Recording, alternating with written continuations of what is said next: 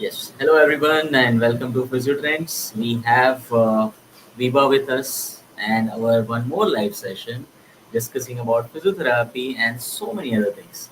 But today's live session, as you can see on down, we are going to discuss about IPL injuries. But before that, Viva, let's tell us about see recently that Women's Premier League over Yes, and sir. Mumbai won, so you must be very Yes, sir. happy. Yes, sir. Definitely. So what about this men's IPL? Who do you think is going to see? Mumbai lost their first match, and RCB won their first match. What sir do you होता say? है लेकिन last में मुंबई ही जीतेगी. मुझे पता है मुंबई वालों का ना ये चाल है कि फर्स्ट मैच हमेशा हार जाते हैं फिर लास्ट में जीत के जाते हैं। True true. पर इस बार ऐसा नहीं होगा। Don't worry. उनका स्ट्रेंथ हम नहीं दिखाते सर स्टार्टिंग में धीरे धीरे करके भी शो. अच्छा अच्छा अच्छा। हाँ बराबर है। वैसे काफी मीम्स मैंने देखे इस बारे में कि बाद में 12th प्लेयर काम में आता है करके ऐसे। ट्रू. ठीक है। So Vibha what's up how are you? I am good sir. Waiting for my results. ठीक है, रिजल्ट्स तो आ ही जाएँगे, वैसे क्या है अभी इतनी मेहनत करी है तो पास तो होना ही है। हाँ, यस मतलब सर. टॉप करना है तो obviously you are eager to know but otherwise ठीक है। Yes sir. Let's see now right, hopefully. Yes. How are you Um, sir? I'm good here, I'm good Vibha. And I'm really excited for today's live session actually because we are going to discuss about some injuries. You know, like this injury videos I have done before. Like I'll just put a video and then I'll explain about the injuries. But live I'm doing for the first time. And live session we can explore so many things. That is why I'm more excited. So what we will do, Viva, is we'll start with first video. I'll just share a video clip. We both okay. will watch it as well as the crowd, whoever people are there. Just watch it and whatever you feel like कि हाँ चलो भैया यहाँ पे कुछ दिक्कत है या फिर this can be the injury or cause of mechanism can be this one. Just put it in the comment section. We all will have a discussion together about the same thing. Yes sir. Okay.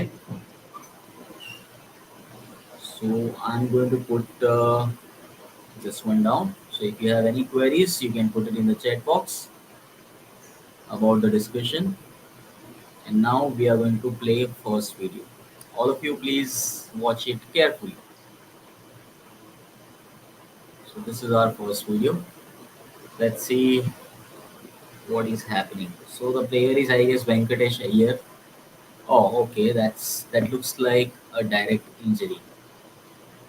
I'll play it one more again time and then we can have a discussion starting about it.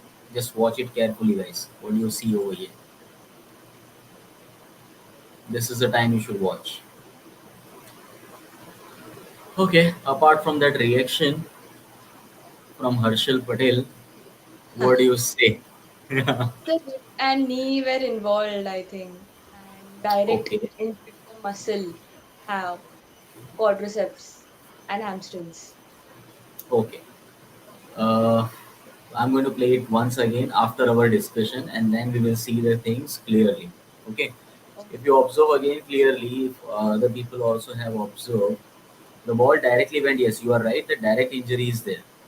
Now in sports, whenever like on ground, whatever injuries are there, we consider them as acute injuries. And overused injuries will be when it happens during the training time. So whatever injuries today we are going to discuss, they are going to be completely acute injuries only.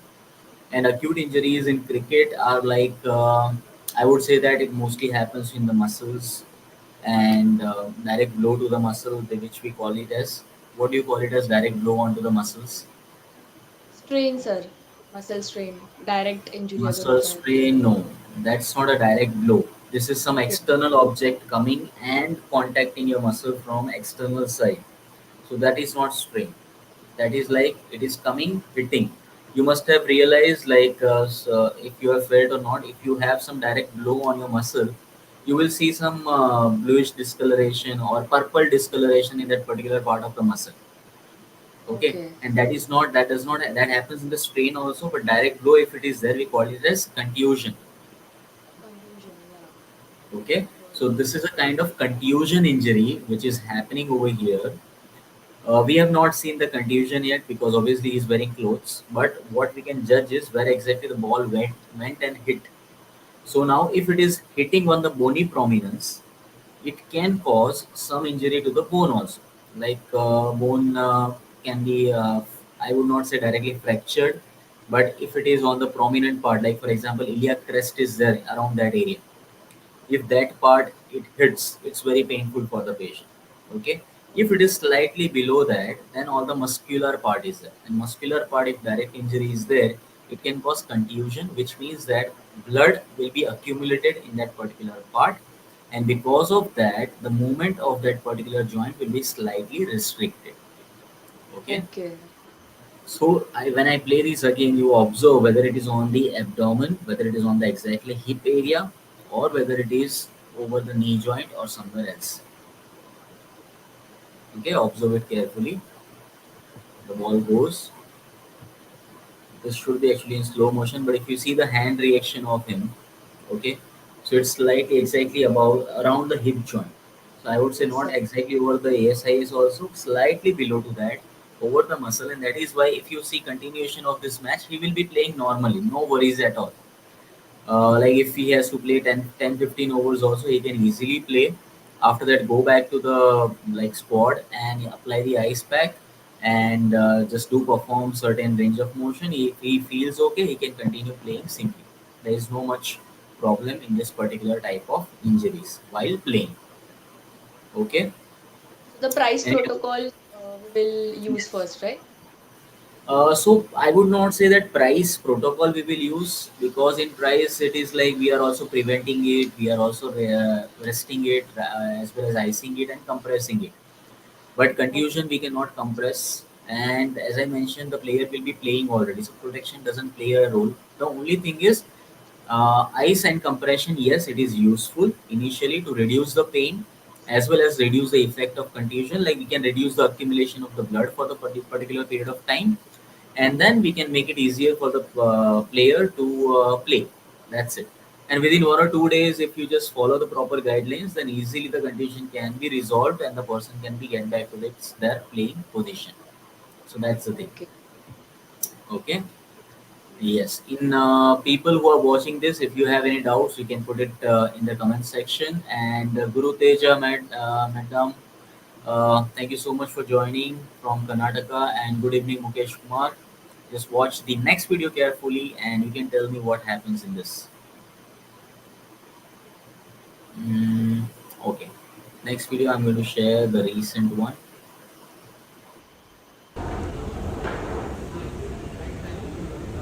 Now, this video I also shared on my Instagram. Now, you just watch this carefully. Okay, I'm going to play it one more time. You got to tell me, see it, and tell me whether the injury happens in hand, wrist, elbow, shoulder, knee, ankle. Where do you think? Just watch it carefully. Elbow is involved, I think. Lower limb is also involved, but more to the more extent, elbow is involved. Yes, yes, yes. So let's watch this video live and have a discussion about it. I think that will be more interesting. So as we can see now, what is happening while catching the ball? Okay, left side of the hand. If you observe it, what is happening? Wrist is going bending as well as the elbow is flexed and shoulder goes for like this extension. Can you see that? Yes. Elbow is flexed, shoulder goes for internal rotation as well as slight extension. That is the first part which you observed. Very good. Okay. Now observe where else you can find something. Can you see anything in the hip, knee, ankle over here? The same side of the where elbow is involved, the same side hip is also flexed to the back side. Yes, it is getting flexed as well as getting adducted and internal rotation. Okay. Yes. But I would not say that anything wrong with the hip, knee, and ankle, because the first impact is over the hand and the elbow and later on the shoulder. Can you see that? First is on the wrist and hand, then elbow, then going to the shoulder, and then it is coming to trunk and as well as lower limb. Now, being an athletic population, you can easily bear that much of whatever trauma is coming. Okay, but the wrist, what it came, that might have caused some kind of injuries to the person or the player. Okay. Now, what do you think? What can happen in the around the wrist and finger area? So motion will be restricted initially No, but and what pain kind of will be injury can there. happen around this area? So ligament Here, injury can happen. Yes, yes, ligament yes. tear. So it can be either ulnar collateral ligament or it can be radial collateral ligament. Okay. Yes. If it is going for like this more flexion, it can also cause injury to the extensor retinaculum. If it is flexed, it can also cause injury to the flexor retinaculum. Okay, okay. Okay, so these are the structure which we have to look for. If a personal player requires a physio guidance, then we have to look for these are the structures, these four structures. Okay, fingers, nothing much happened.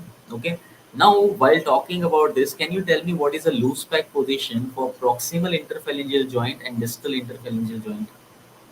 Loose Position pack for? position. Loose pack position for proximal interphalangeal joint and distal interphalangeal joint. Okay. So I think like this something. I don't know exactly. Okay. Now, because we always miss on this part, when we talk about loose back position, we think about shoulder, hip, elbow. We don't much bother about this fingers, right? So what happens when your proximal interphalangeal joint is 5 degree flexed, 5 to 10 degrees? It is in loose back position. Why it is important? Because we use it for the mobilizing the joint. When it is in loose pack position, you can easily mobilize it, and that also means that ligaments are not that much tight in this particular position. It can easily break. Okay. Second is DIP joint. When it is flexed more, which is 20 to 30 degrees, it is more in loose pack position. So if we observe anywhere, like for example, you must have seen like people catching the ball, and that time if the finger goes like this, directly it gets converted to the mallet finger or some other injuries. Okay, so it is happening whenever the finger is flexed much. Why? Because it is a loose pack position for the joint. Okay. Okay, so in this particular video, what we saw, fingers were not that much like it were more flexed actually. So we don't have to worry much about the fingers over here or MCP joints over here. We directly will check for the wrist and Yes. elbow. Elbow also it can be either ulnar collateral, radio collateral, or annular ligament injuries we might suspect. But in this video, once again, I'll just play. You observe that impact is mainly yes, first on the wrist because wrist is stiff. It is going for the extension like this, so it can cause maximum injury to the flexor retinaculum, or it is going for the now normally our wrist goes for more of the radial deviation or ulnar deviation Ulnar side, sir, because the more range of motion is seen in the towards ulnar the side. ulnar side, right? And ulnar side also, like when you say about the what is the functional position of the hand. Okay, we always see like this, like holding a cup. That is your functional position of the hand. It is slightly extended, 30 degrees extended. It is also in the ulnar deviation, and we hold the cup. So that will be your functional position of the wrist. Yes. So Okay. from this position, it is going for the extension like this. It is moving more towards the radial deviation. So maximum injury chances are there. It will happen to the ulnar side of the wrist. Okay, if we have to really look for the injury. Yes. Now, for Guru Teja asks about the loose pack position. So, loose pack position, can you please explain, Viva, for us? For of fingers. No, any. What do you understand by loose pack position? Okay. Sir, in loose pack position, I'll give example of fingers only. Hmm. The normal range is between 30 degree, as sir said. So beyond that degree, if the movement occurs, then it can lead to injury. Okay, so that you understand about the fingers, but what exactly loose pack position means? Like in shoulder, everyone who are watching can try this. Like when you take it for abduction 90 degrees and go for external rotation like this, now at one point you feel that your joint is under complete stress and strain. That is going to be a close pack position. Why? Because the capsule is tight, ligament is tight, muscles are tight, everything is tight. It is trying to protect further range of motion of the joint. Okay, so that will be a close pack position. But instead of that, when you keep it down like 30-degree abduction, slight flexion, it's kind of loose. All the ligaments are relaxed, all the muscles are relaxed. And when I want to apply passive mobilization, it's very easy for me to do in that position rather than this position. So that is how you can understand the loose pack position of the joint and close back position of the joint. Understood this? Yes. And the same way, see, we get confused with the close kinematic chain exercise, close back position, open kinematic chain exercise, open back position. This is kind of confusing. Okay, but when pack comes, it is just for the position of the joint. When kinematic comes, it's with the movement. Functional activity is what we do. So that is how we can remember this. Fair enough. Yes, sir. Yes. One more video I'll just play. Yes. All of you can see this video. Now this is I think Ishan Kishan, Yes, sir. right? This is again the recent match, no, that happened. SRH. Yes, SRH. Let me play it again. So he slides. Again, we might be able to see that. Okay, he slides and holds on to the left kneecap, and he's not able to weight bear afterwards. He is limping on Limping, the we can left see. side, and weight bearing is very limited. That is what we can observe over here in this video. I'm sure everybody else also observed the same thing, right? That after sliding, left side knee, kneecap, something went wrong, and person is not able to weight that. Now, what will be your analysis if a person is not able to weight that? So, uh, it is because of the pain and wrong position. The position at Yes. which he fell down, so it was inappropriate. Hmm. Because of that, he is finding difficult to bear weight on the injured side. So he tries to bear weight on the unaffected side. Yes, perfect. That is the main thing why a person is going to, let's say, avoid weight bearing because of the main thing is pain. Very well analyzed. Okay. Guru Teja is writing contusion. Contusion is not there. Why I will tell. I will tell that. Explain that also again. Okay. This is not contusion. Now, what exactly must have happened? You have to realize that it was like chasing, chasing for the ball. Okay. Person is running, running, running, and now to chase it, the person is sliding. When a person is sliding like this, the main areas like bony prominence, which comes to the contact of the ground, that will be for the knee component we will discuss right now. We will not go through the entire thing. For the knee component, it comes the patella. So patella, what happened? It is like it is already the prominent bone. It is coming and striking on the ground like this. Tapak.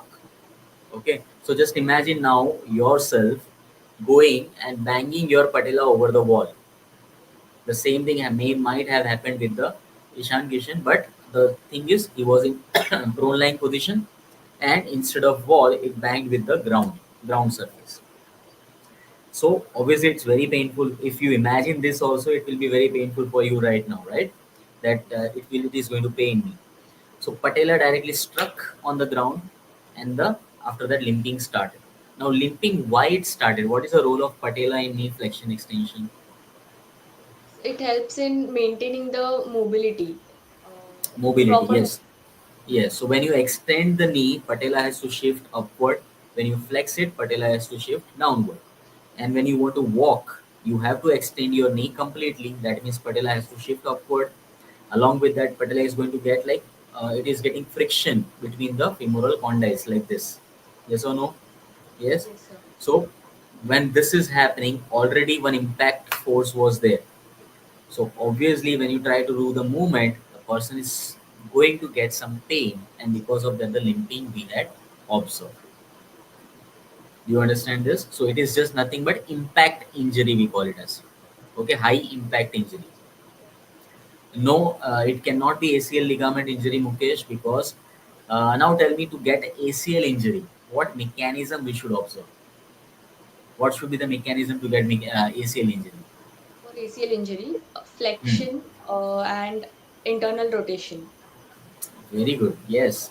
So most of the people know they get confused with this. You said very correct that always ACL injuries will happen with the knee flexion rather than with the knee extension, because we always study like ACL prevents the anterior translation of the tibia, and we feel that when you're doing extension, the anterior translation is maximum. That is why in that particular activity ACL might get ruptured or injured. But it's completely reversed. When it is in slight flexed position, you are trying to perform certain stop activity, or let's say your knee get twisted as she mentioned in the internal rotation, or some other force is coming from the external side and getting impacted, then it can cause ACL injury. So in this particular video what we saw, there are no chances a person will get ACL injury in this. Okay, we could have gone for like another chance could be ankle, like while you're sliding, and or when he was sliding before that, if the ankle went for extra dorsiflexion or inversion, then there could have been some injury in the ankle. But when he was limping, his hand was over the patella or over the knee, so that suspects that more injury towards the knee rather than on the ankle side. Helpful, guys, this assessment as well as analysis. This is very helpful. On-field assessment we are learning. Yes, it's simple. You just have to observe very carefully. If you observe very carefully, then you automatically understand, okay, what is exactly happening with the person, and then your analysis gets better and better. Okay. Now, this is one simple video, not IPL video. This is a person actually I saw today morning. Now we always talk about shoulder dislocation, and when I say the observation part, see, this is how the patient is going to walk with shoulder dislocation. Now, can you just tell me by just observing whether it is inferior dislocation, superior dislocation, anterior dislocation, or posterior dislocation? What do you think? What do you think in this? So it can be posterior dislocation, I feel like. Why do you think it is posterior dislocation? So first, because the position in which he is walking, Hmm. and the support, and this involved arm is depressed and the other side is elevated. So, Okay.